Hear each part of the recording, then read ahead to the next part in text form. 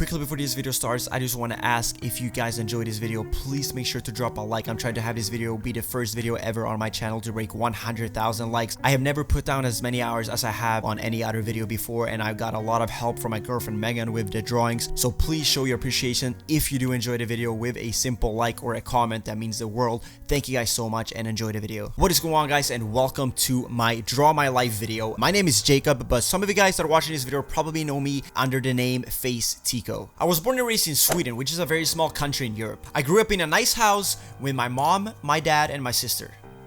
My absolute biggest passion as a kid, believe it or not, it wasn't sports, it wasn't video games because it was barely even out then, it was actually Lego. I laid on the floor, that was all I ever did. I never wanted to hang out with friends, I never wanted to see anyone, I just wanted to be by myself, lay on my floor, and build with my Lego. This may sound a little bit creepy till you hear the full story, but I started to develop some kind of love for scissors. And it wasn't any kind of love for scissors. One specific person in my family wasn't happy about it. That was my sister, because I turned into a crazy little kid with these scissors, and I actually cut all of her stuff, all of her clothes, all of her bags, all of her purses, and I basically destroyed anything I possibly could with scissors. Don't ask me why. Yeah, I turned into a crazy little kid. My first experience ever with a computer was when my dad got a Windows 95. I used to sit in his lap and we used to be on the computer together. He did the steering and I did the shooting. When I was around 9 years old, I started playing football and it completely took over my life, and it was almost like the time where I used to play with Lego. I didn't want to do anything else but play football. My first ever console was actually a PlayStation 1 where I would always play James Bond on. From that, I moved over to a Xbox, which I always played Crash Bandicoot on. And from there, I moved over to the legendary Xbox 360, which happened to change my life in a way I would have never imagined. The years went on and I started to get more and more involved in video games and computers in general, and I started to spend way more time inside. I simply lost my interest for football and I decided to quit when I was 16 years old. Around the same time I started high school, and that for me was very different because I didn't really know anyone in my class, so I basically made a lot of new friends that I had never met before, and that came to change a lot too. So I made these new friends, and back then I always played Counter-Strike 1.6, but the game they were playing and they were always talking about in school was how they played and how fun they had on Call of Duty. So I stopped playing Counter-Strike and I bought myself Call of Duty 4 for the Xbox 360.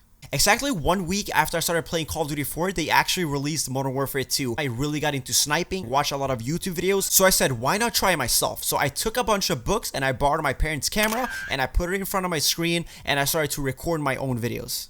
Obviously and quite naturally, I just stopped paying attention to school and I just didn't really care too much about it. I simply just didn't spend any time on school or homework. All I ever wanted to do was just play and make videos. After going back and forth a lot, whether it was worth it or not, I decided to spend every single penny I have to buy myself the legendary HD PVR to basically take my videos and my YouTube to the next level.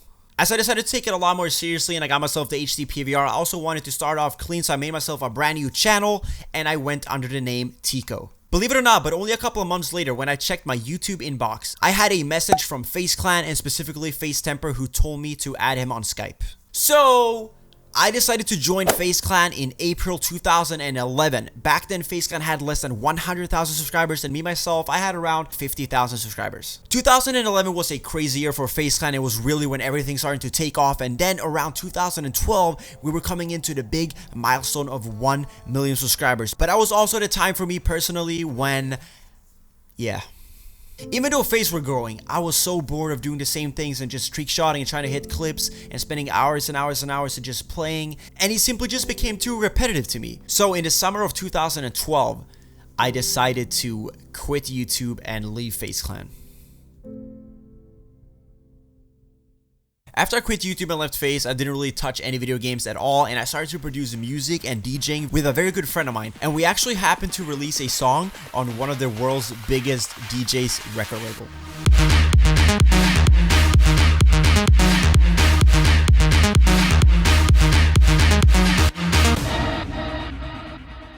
Believe it or not, but at the same time, I just wasn't sure what I wanted to do at all. I didn't know what I wanted to work with. I didn't know if I wanted to go to school. Year of 2013, I can honestly say I didn't really do too much. I was just a bit lost and I just wasn't sure what I wanted to do with my life at all.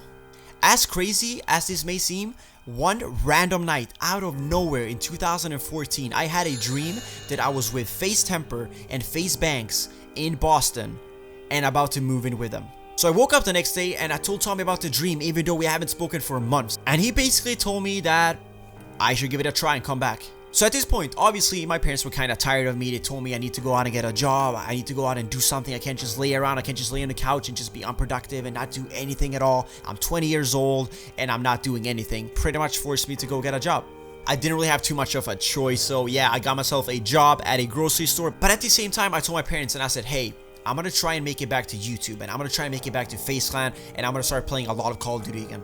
I saved as much money as I could and I bought myself a flight ticket to go and hang out with Temper and Banks. As I was with them, we got closer and we became way better friends, and around the same time they had started talking about a potential FaZe house and moving in with FaZe Rain, FaZe Apex, and a couple of other FaZe members, and they actually asked me if I wanted to move in with them. Obviously, I got extremely happy. I said yes in a heartbeat without even thinking too much about it. So I flew home to Sweden and I told my parents and I said, hey, I'm gonna be quitting my job. I got asked to move into the FaZe house and we're gonna be living in New York, and I just have to do it. I just have to give it a try. So here's what a lot of people don't know. When I quit my job in Sweden to move across the world to try this out, I didn't even make enough money on my YouTube to afford food for a month. I didn't even make enough money to have a bed in my room. I slept on the couch for 3 months. I'm not saying this for you guys to feel bad about me. I'm simply saying it. I don't think there's that many people that would have quit a job that actually paid relatively good to try out some YouTube thing where they didn't even make enough money to pay for food. Yes, I was surrounded by other people, and yes, I was fortunate to be around these guys, but it was still a huge risk on my part. In November of 2015, I moved across the world to move into the first official FaZe house with FaZe Temper, FaZe Banks, FaZe Apex, FaZe Rain, and FaZe Sensei.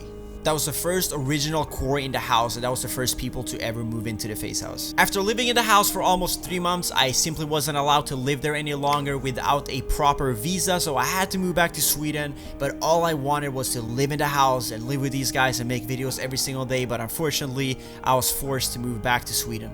And this was a really weird time for me because I was back home in Sweden. It was almost like living in a gray zone. I wasn't sure what was gonna happen. Am I gonna get this working visa? Am I not gonna get it? What am I gonna do? I was just laying home, being in this so-called gray zone in my life where I wasn't really sure what was gonna happen, and I was just so anxious whether I would be able to move back to the FaZe house or not. Finally, after almost 4 months of waiting back home in Sweden, in May of 2015, my visa got approved, and it's still till this day one of the most valuable and one of the most life-changing days in my life. So in June of last year, I flew back to the United States and I moved back into the FaZe house, and this was also around the time where I happened to meet a person who would change my life till this day, and that was Jason Falco, who came to the FaZe house for the very first time. But at the same time, when I was so happy and I was so ready to be back here, I started to feel sick. It's still till this day haunting me, and it's